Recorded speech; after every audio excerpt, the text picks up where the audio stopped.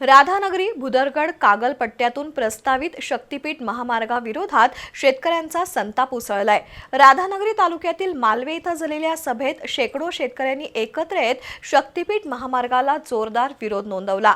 या सभेत स्वाभिमानी शेतकरी संघटनेचे जिल्हाध्यक्ष अजित पवार यांनी आक्रमक भूमिका मांडली। शक्तीपीठ महामार्गाच्या नावाखाली सुपीक शेतजमीन घेण्याचा सरकारचा घाट हाणून पाडू असा इशारा शासनाला दिला। राधानगरी भुदरगड आणि कागल तालुक्यातून जाणाऱ्या शक्तीपीठ महामार्गाला अनेक गावातील शेतकऱ्यांनी विरोध केलाय। शासनानं हा शक्तीपीठ महामार्ग बनवण्याचा घाट घातला असून शेतकऱ्यांना उद्ध्वस्त करण्याचं काम सरकार करतंय। त्याला आमचा विरोध असून तरीही काम पुढे नेण्याचा प्रयत्न केला तर आमच्या रक्ताचे सडे पडतील, मात्र हा शक्तीपीठ महामार्ग होऊ देणार नाही असा गंभीर इशारा शेकडो शेतकऱ्यांनी आणि स्वाभिमानी शेतकरी संघटनेचे जिल्हाध्यक्ष अजित पवार यांनी दिलाय। मालवे इथं झालेल्या सभेत शक्तीपीठ महामार्गाला मोठ्या प्रमाणात विरोध करण्यात आला। यावेळी अजित पवार म्हणाले, शासनानं शक्तीपीठ महामार्गाच्या नावाखाली सुपीक शेतजमीन घेण्याचा घाट घातला आहे।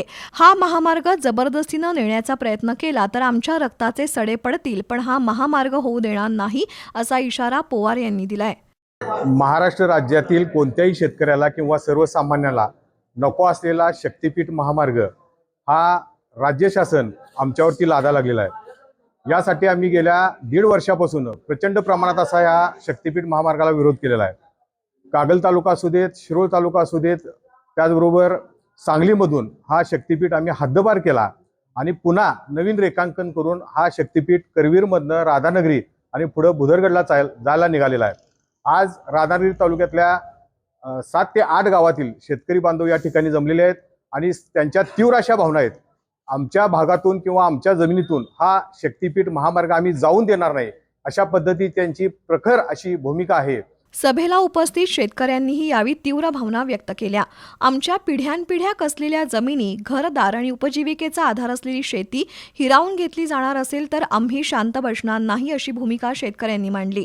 यावेळी संभाजी फराकटे, उपसरपंच दत्तात्रय पाटील, माजी उपसरपंच जयसिंग पाटील, युवराज पवार, सूर्याजी फराकटे, विजय धोंड, दयानंद चौगुले, केबी पाटील, पांडुरंग जरग, संतोष पाटील यांच्यासह राधानगरी, भुदरगड आणि कागल तालुक्यातील विविध गावातील शेतकरी मोठ्या संख्येनं सहभागी झाले होते।